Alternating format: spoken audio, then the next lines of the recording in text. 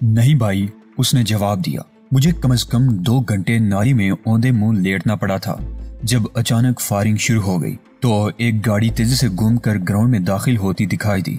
बस जनाब, मैंने सोचा अब मेरा जाना खतरनाक ही हो सकता है। उधर से कुछ और लोग भी दौड़ते देखे तो नाली में लेट गया। जब मैं नाली में रेंगता हुआ वहां से दूर चला गया तो पूरे इलाके को घेरे में ले लिया गया था। अच्छा हुआ तुमने खुद को बचा लिया दोस्त, वरना तुम्हारे साथ हम भी मारे जाते। अली ने कहा, शुक्रिया, अब तुम चले जाओ। कर्नल सुखदेव का चेहरा 2 दिनों में लटक गया था और उसकी आंखों के नीचे स्याह हल्के कुछ और भी गहरे हो गए थे। खौफ और दुख ने उसे तोड़ फोड़ कर रख दिया था। जिंदगी और आजादी की नेमतों का मुझे पूरा एहसास था। कुछ वक्त मैंने भी दूसरों के रहमो करम पर बसर करके तजुर्बा हासिल किया था कि जंगल में आजाद जीना और कटहरे में पाबंद जिंदगी में कितना फर्क होता है। इसी आजादी और खुद मुख्तार जिंदगी की जंग हम लड़ रहे थे। हाँ मिस्टर शुक्ला। जो ही हम नाश्ते की मेज पर बैठे, कर्नल बोल पड़ा, मेरी आजादी और जिंदगी के बारे में आप लोगों ने क्या फैसला किया है? पहले तुआम कर्नल। मादाम ने चाय का एक कप कर्नल के सामने रख दिया। फिर हम कलाम करेंगे। नाश्ता इतनी खामोशी और सोगवार अंदाज में किया गया था जैसे हम किसी अजीज की मैयत के करीब बैठे पेट भरने का फर्ज अदा कर रहे थे। हाँ कर्नल, अब। मादाम ने नमकदानी से हथेली पर नमक छिड़क कर कहा, पूछो, क्या पूछना चाहते हो? मेरा सवाल वही है मैडम। जिंदगी की जमानत का हमने वादा किया था, निभाएंगे, लेकिन आजादी का इन्हिसार आपके रवैये और ताउन पर होगा। रात जो कुछ हुआ हम आपको मुर्दे इल्जाम नहीं ठहराएंगे। क्या हुआ? कर्नल ने सिगरेट एकदम होंठों से अलग कर दिया। क्या वो प्रोग्राम के मुताबिक आपके बेटे को यकीनन बाप से ज्यादा अपनी सर्विस अजीज है कर्नल? अली ने कहा, उसने हमें धोखा दिया है। वो अपने साथ बारूद बरसाने वाले भी लाया था। उन लोगों ने मेरे आदमियों पर चारों अतराफ से हमला कर दिया था। मुझे यकीन नहीं आता उसने मुझ पर किसी और शय को तरजीह दी होगी। अगर आप यकीन करना चाहें तो हम राब्ते का इंतजाम कर सकते हैं कर्नल। हाँ, मुझे बात कर लेने दे। कर्नल ने धुआं उगल कर कहा, अगर बाई गॉड मेरे बेटे ने अपनी सर्विस को मुकद्दम रखा है तो मैं कुछ भी फैसला कर सकता हूँ। अगर आपके बेटे को धोखा दिया गया है तो फिर मैं तुम लोगों से दरख्वास्त करूंगा, मुझे अपने मफादात पर इस्तेमाल करने के बाद इस मुल्क से फरार होने में मदद देना। अगर रामन गिरफ्तार हो चुका है तो मैं फंदे में गर्दन फंसाने नहीं जाऊंगा। मिस्टर अली ने टेलीफोन सेट उठाकर कर्नल के सामने रख दिया। कर्नल ने सिगरेट कप में फेंक कर लर्जीदा उंगली से नंबर डायल किया। कौन? अच्छा, रामन को रिसीवर दे दो। कर्नल ने होंठ दांतों तले दबा लिया और मिस्टर अली ने सेट का बटन दबाया तो आवाज हमें सुनाई देने लगी। उधर कोई औरत घबराई हुई आवाज में बोल रही थी, आप कहाँ हैं पिताजी? मानी अभी तक वापस नहीं आया। फिर औरत की आवाज बंद हो गई और खरखराती मर्दाना आवाज सुनाई दी, गुड मॉर्निंग सर, मैं मेजर मनोहर बोल रहा हूँ। क्या आप रात वाली पोजीशन में हैं? हाँ, कर्नल ने जवाब दिया। मनोहर, पहले मुझे बताओ कि मानी कहाँ है? हॉस्पिटल सर, मनोहर ने बताया। कैप्टन रात जख्मी हो गया है, लेकिन खतरे की कोई बात नहीं। मैं उन लोगों से बात करने यहाँ भेजा गया हूँ, हम उनसे मुज़ाकरात करना चाहते हैं। कर्नल ने मादाम की जानिब देखा। मिस्टर अली ने फौरन बटन ऑफ कर दिया और रिसीवर लेकर माउथपीस पर हाथ रख लिया। हम सोचकर जवाब देंगे, मादाम ने कहा। कर्नल, आप उसे बता दें अगर उन लोगों ने तलाश की हिमाकत की तो सिर्फ लाश उठा ले जाएंगे। कर्नल ने इल्तिजाया लहजे में मेजर को किसी किस्म की कार्रवाई न करने की दरखास्त करके सिलसिला मुनक़ता कर दिया। हम में से कोई भी नई सूरत हाल के लिए ज़हनी तौर पर तैयार न था। अगर हम हर पहलू पर नजर रख कर फैसला कर चुके होते तो कर्नल को बोलने और लीड करने का मौका न मिलता। चूँकि हम एक दूसरे की सूरतें देखने लगे थे तो हमारी तबज़बियाना सोचों को कर्नल ने बांप लिया था। गो वो इस पोजीशन में ना था कि हमसे सौदेबाजी करता, फिर भी उसने पेशकश की थी। रामन ने वॉलंटियरली उनको बताकर बाप को तो नजरअंदाज किया है, लेकिन अब मैं सोच रहा हूँ कि शायद उसने बेहतर कदम उठाया है, खुद भी बच गया है और मेरी पोजीशन भी महफूज है। अब मैं अपनी आज़ादी का सौदा कर सकता हूँ। मेरी कीमत तुम लगाओगे, मैं तुम्हारी हर डिमांड पूरी करने की कोशिश करूंगा। कैश पेमेंट के बारे में क्या ख्याल है कर्नल? मादाम ने पूछा। ये बात तय है कि इस शहर में अगर आप जिंदा होंगे तो हमारी जिंदगियां खतरे में रहेंगी। हमें बहर सूरत किसी दूसरी जगह सेटल होना पड़ेगा और इसके लिए हमें सरमाई की जरूरत होगी। डिमांड बताओ। 3 करोड़। मादाम ने कर्नल की कीमत लगाई। Sorry madam. कर्नल ने नफी में सर हिलाया। मेरी movable and immovable property 1 crore की भी नहीं है। फिर हमें इस शहर में रहने दें और खुद पर लोग सुधार जाएं। अगर तुम्हें ऐसी जगह और इस जगह तक पहुंचने की सहूलत दूं ख्याल है तुम लोग ओवर 60 मिलियन आसानी के साथ हासिल कर लोगे। क्या कामयाबी की सूरत में मुझे छोड़ दोगे? हम 3 मिलियन पर तैयार हैं। सेठ सोबराज खन्ना इंडिया का कारून सानी है, कर्नल बताने लगा। उसने ब्लैक मनी तय खाने में क्रेटों में भरी हुई है, गोल्ड करेंसी इसके अलावा रखता है। क्या सेठ क्रेट्स उठाकर यहाँ आएगा कर्नल? मिस्टर अली ने इस्तेहज़ाइया लहजे में कहा। Be serious mister Shukla, colonel हाथ उठाकर बोला। हम मजाक की सूरत हाल में नहीं हैं। मेरी जिंदगी के साथ आप लोगों की सलामती भी खतरे में पड़ सकती है। क्या उन लोगों ने मेरी रिक्वेस्ट मान ली होगी? नहीं दोस्तों, वो अपनी जदीद फोर्सेस के सारे जराए लगा देंगे। हवाओं को सूंघने वाले सिक्योरिटी डॉग्स उनकी मदद करेंगे। लिहाजा संजीदगी से मेरी बातें सुनो और अपने साथ मेरी गर्दन भी बचाओ। मत खौफजदा करने की कोशिश करो। मादाम तंबीही लहजे में बोली, मैं तुम्हारी जदीद फोर्सेस और डॉग्स को जानती हूँ। बोलो सेठ से हम किस तरह रकम हासिल कर सकते हैं। इस वक्त सेठ सोबराज यकीनन मेरी मुसीबत से बेखबर होगा। वो रामन का सुसर है, मुझ पर अंधा एतमाद करता है। मैं उसे फोन पर बताऊंगा कि मेरे आदमी फॉरेन डिनर सेट तुम्हें दिखाने आ रहे हैं। तुम लोग उसके बॉडीगार्ड्स के सामने चंद क्रेट्स अंदर ले जाओगे। सोबराज की पत्नी गठिया की मरीजा है, एक बूढ़ी मुलाजमा अंदर होगी, गार्ड्स अंदर नहीं जाते। क्या तुम चूहे का दिल रखने वाले शख्स को काबू न कर सकोगे? ठीक है, मादाम ने कहा। वक्त कौन सा मुनासिब होगा, अभी या फिर शाम 7 बजे के बाद? कर्नल ने बताया।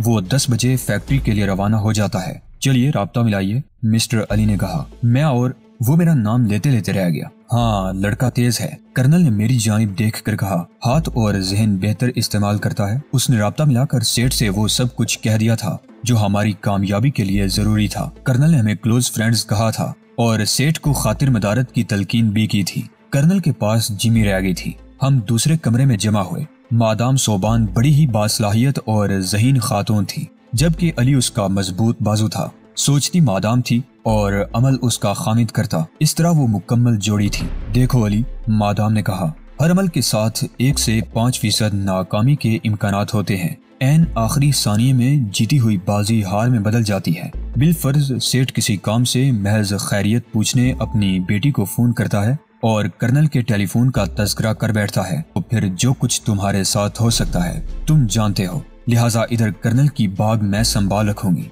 तुम जिम्मी और महरजर को जाते हुए अपने फ्लैट पर ड्रॉप करते जाना। कोई तो फातिहा पढ़ने वाला होना चाहिए। अली तो शायद अपनी बीवी की किसी राय के खिलाफ बोलने का आदी न था, लेकिन जब यही बात जिम्मी तक पहुंची तो उसने पुरजोर एहतजाज किया। उसके दलाइल और एहतजाज कुछ इतना जज्बाती था कि मेरी आंखें नम आलूद और दिल इस खूबसूरत औरत की अकीदत से लबलब भर गया था। वो अपनी कौम और काज की इतनी मुखलिस थी कि मुझे अपने खुलूस पर शक होने लगा। दूसरों के लिए जीने और नेक मकासद पर कुर्बान होने वालों में वो सरे फहरिस्त थी। मेरे प्यारे मेहरबानों, वो जज्बाती आवाज में बोली, अगर कोई खतरा है तो जिंदगी की तरफ मुझे ना भेजा जाए, बल्कि मादाम सोबान जिंदगी की अहल हैं। इनके पास जीने का एक और भी मकसद है। इनका अपना घर है, वालिदैन है, भाई हैं और मिस्टर अली हैं। कितने जज्बों, कितने लोगों को इनकी जरूरत है, जबकि मेरे पास सिर्फ जिंदगी है जो आजादी के नाम पर मैं वक्फ कर चुकी हूँ। मेरा कोई भी नहीं, लिहाजा खतरनाक जोन में मादाम नहीं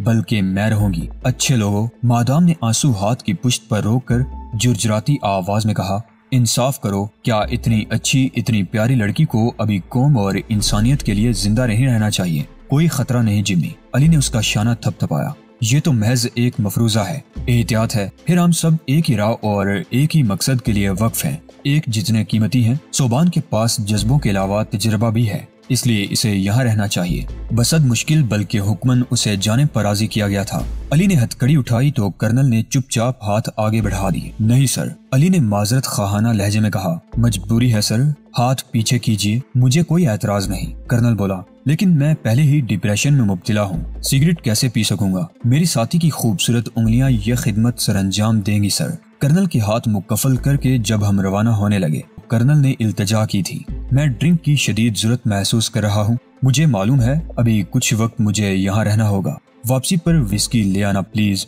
अगर हम अच्छे मूड में हुए तो। अली ने हंसकर जवाब दिया और फिर मादाम सोबान को सरगोशियों में कुछ कहकर हमारे साथ आन मिला था। सेठ सोबराज की कोठी पुरानी थी, गालिबन मुगलिया दौर की थी। रंगो रोगन के हवाले से सेठ की कंजूसी की शाकी थी। हमारे साथ 5 छोटे क्रेट थे जिनमें 2 डिनर सेट पैक थे। गेट पर एक नौजवान था जिसे यकीनन मेहमानों की आमद के बारे में इत्तला कर दी गई होगी, क्योंकि उसने खुश निगाहों से हमारा इस्तकबाल किया था। किराए की चिमचिमाती नए मॉडल की कार ने भी असर डाला होगा। सेठ महाराज मुलाकात के कमरे में आपके मुंतजिर हैं, गार्ड ने बताया। ये अंदर पहुंचाने हैं। अली ने कार की डिक्की खोलकर उसे क्रेट दिखाए। पहुंचा दूंगा जनाब। नौजवान आम हिंदुस्तानियों की तरह गडमट जुबान नहीं बोलने वाला था और हम मोहतात निगाहों से गिरदो पेश का जायजा लेते हुए जब बरामदे में पहुंचे तो उदेड़ उमर मुलाजमा ने हमारी रहनुमाई मुलाकाती कमरे तक की थी। खुश आमदीद। सेठ ने दरवाजे में आकर पहले अली से हाथ मिलाया और फिर मेरा हाथ थाम लिया। तशरीफ रखिए। वो भी साफ उर्दू बोल रहा था। वैसे मैं हैरान हूँ कर्नल महाराज को डिनर सेट भिजवाने का ख्याल कैसे आ गया? क्या ऑफिसर मेस में माल आया है? नहीं सेठ महाराज। अली ने मेरी जानिब ना जाने क्यों देखा था, लेकिन मैंने जवाब देना जरूरी ख्याल किया था। दरअसल टेलीफोन पर असल बात मुनासिब न थी। सीट के नीचे असल माल है जिसे कर्नल सिखदेव ने खरीद लिया है। माल? कैसा माल? वो माल महाराज, मैंने आगे झुककर सेठ की आंखों में जाकर कहा, जो रातों रात गदागर को बादशाह बना रहा है। ओह राम। सेठ की आंखें फैल गईं। हेरोइन? जी हाँ महाराज।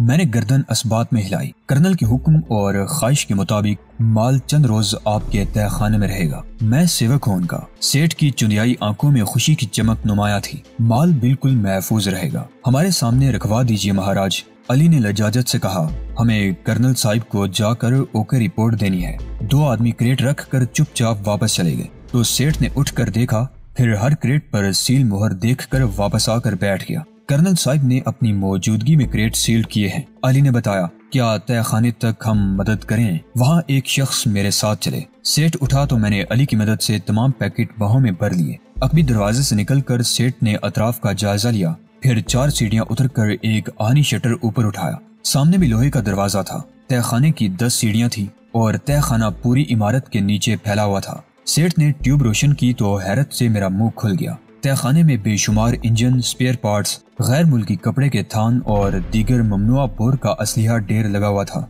इधर रख दो। उसने क्रेटों की कतार की जानिब इशारा किया। मैंने पहले पैकेट फर्श पर रखे और फिर एक एक करके दीवार के साथ रखने लगा। सेठ ने तरपाल उठाकर नीचे क्रेटों को देखा। कुदरत मुझे असल जगह दिखा रही थी। आप वसूल की रसीद भी देंगे महाराज? मैं हाथ मलता हुआ उसके करीब जाकर बोला। उसने कुछ कहने के लिए मुंह खोलना चाहा था, लेकिन मेरे हाथों की हरकत ने उसकी आंखें खोल दी थी। मगर उस वक्त आंखें खोलकर वो क्या देख सकता था? मेरा भयानक चेहरा जो जोर लगाते हुए यकीनन बिगड़ गया होगा। जब वो साकत हो गया तो मैंने उसे तरपाल के नीचे रख दिया। अली शटर के नजदीक खड़ा था। इशारा मिलते ही उसने अंदर आकर शटर गिराया और मेरे साथ सीढ़ियां उतरता तहखाने में उतरा था। हमने फुर्ती के साथ अपने क्रेट खाली किए और उनमें करेंसी से भरे हुए चौकोर डब्बे रखे। वहाँ 4 डब्बे करेंसी और 2 गोल्ड के थे। शायद कहीं और भी होते, लेकिन समंदर में डूबी हुई सुई के लिए हम हाथ लग जाने वाली दौलत के लिए खतरा मोल लेना नहीं चाहते थे। क्रेट बाहों में भरकर जब हम मेहमान खाने से निकले तो गार्ड गेट के करीब खड़ी लैंड रोवर में पानी डाल रहा था। वापस जा रहे हैं साहिब? उसने डब्बा जमीन पर रख कर पूछा। हाँ, तुम्हारे सेठ को माल पसंद नहीं आया। अली ने डिक्की खोलते हुए नाखुश लहजे में जवाब दिया।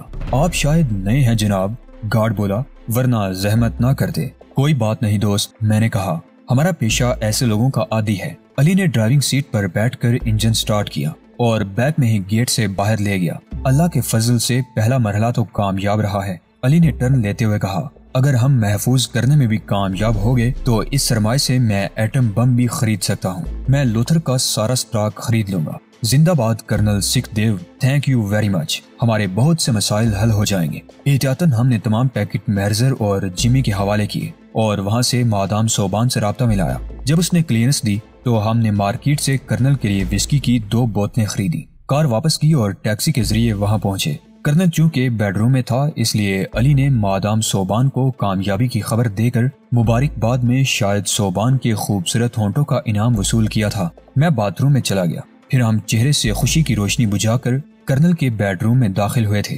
सर्टिफिकेट देखकर खुशी हुई। कर्नल बोतलें देखकर बोला, कोई परेशानी तो नहीं हुई? इसके अलावा कोई परेशानी नहीं हुई कर्नल। अली ने पूछा कि सेठ अपनी पत्नी के साथ हॉस्पिटल जा चुका था और हमारे लिए पैगाम था कि फिर किसी वक्त आ जाना। चलो शाम 7-8 बजे दूसरी ट्राई कर लेना। कर्नल प्यासी निगाहों से बोतलों को देखने लगा तो अली ने उसके हाथ आजाद कर दिए और मादाम ने उसके लिए पैक तैयार किया था। हमारे दरमियान दोस्ती और एतमाद की फिजा प्रमोट हो रही है। कर्नल 2 घूंट लेकर बोला, काश आप लोग मेरे अंदर झांक सकते। मैं आजाद होकर सिर्फ आपकी मेहरबानियां याद रखना चाहता हूँ। लेकिन मैं यकीन नहीं दिला सकता आपको कर्नल। मादाम उसके सामने बैठकर नरमो शेरी लहजे में बोली, हम भी आपको अच्छे नाम से याद रखेंगे, लेकिन एक दूसरे पर एतमाद ना करना हमारी मजबूरी है कर्नल देव। हमारे जराये के मुताबिक आपने एक जाती खुफिया सेल किसी जगह कायम कर रखा है और उस सेल में हाई कमान को बेहतर और मतवातर कारकर्दगी दिखाने के लिए माल जमा रखते हैं। गुज़श्ता माह एक रेड में हमारे 3 आदमी गिरफ्तार हुए थे।